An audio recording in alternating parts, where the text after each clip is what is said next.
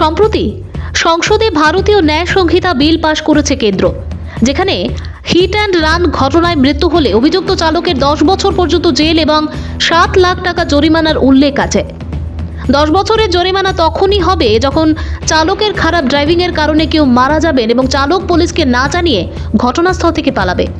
বর্তমানে 2 বছর জেল ও অনেক কম জরিমানার ব্যবস্থা রয়েছে। না, পেট্রোল ডিজেলের দাম বাড়ার বিরুদ্ধে এই বিক্ষোভ নয়, এই বিক্ষোভ কেন্দ্র সরকারের এক বিলের বিরুদ্ধে। কেন্দ্রীয় সরকারের এই হিট অ্যান্ড রান 2023কে কেন্দ্র করে সারা দেশের সাথে বুধবার ধর্মনগরেও এর তীব্র প্রতিবাদ জানিয়ে উত্তর জেলার বিএমএস জেলা কমিটির উদ্যোগে অনুষ্ঠিত হয় বিক্ষোভ ধর্ণা ও প্রতিবাদ কর্মসূচি। এ সময় উপস্থিত ছিলেন বিএমএস জেলা কমিটির সভাপতি সুব্রত পাল এবং সম্পাদক বিপ্লব দাস সহ বিএমএস এর সকল সদস্যরা। এদিন তারা উক্ত কর্মসূচিকে কেন্দ্র করে এক প্রতিবাদী মিছিল সংগঠিত করে ধর্মনগর রাজবাড়ীস্থিত বিএমএস জেলা কমিটি। মিছিলটি এদিন বিএমএস জেলা কার্যালয় প্রাঙ্গণ থেকে শুরু হয়ে শহরের বিভিন্ন পথ পরিক্রমা করে ফের জেলা কার্যালয় প্রাঙ্গণে এসে শেষ হয়। উমা দাসের রিপোর্ট, আসাম প্রাইম নেটওয়ার্ক।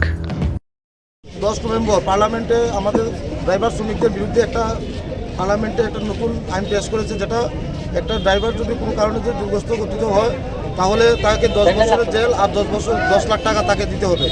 যদি এই আইন লাগু হয় তাহলে আমার ড্রাইভারদের যে জীবনযাত্রা আছে তা একবারে বিচ্ছিন্ন হয়ে যাবে। এর প্রতিবাদে পুরো ভারতবর্ষে আমরা ভারতীয় মজদুর সংঘের যারা পরিবহন শ্রমিকরা আছি, আজকে আমরা পুরো ভারতবর্ষে কর্মসূচি আমরা হাতে নিয়েছি। আজকে আমরা একটা ধর্নার মাধ্যমে সরকারকে জানান দিতে চাই যাতে আমাদের এই বিলটা, আমরা সরকারের বিরুদ্ধে না, কিন্তু এই বিলের বিরুদ্ধে আমরা সরকারের বিরুদ্ধে না, আমরা এই বিলের বিপক্ষে দাঁড়িয়ে আজকে সমস্ত ভারতবর্ষের যত পরিবহন শ্রমিকরা আছে আমরা আজকে আন্দোলনের মাধ্যমে সরকারকে একটা অনুরোধ জানাতে চাই যাতে অতি সত্বর যাতে আমাদের উপর থেকে এই বিলটা লাগু যাতে না হয়। ধন্যবাদ।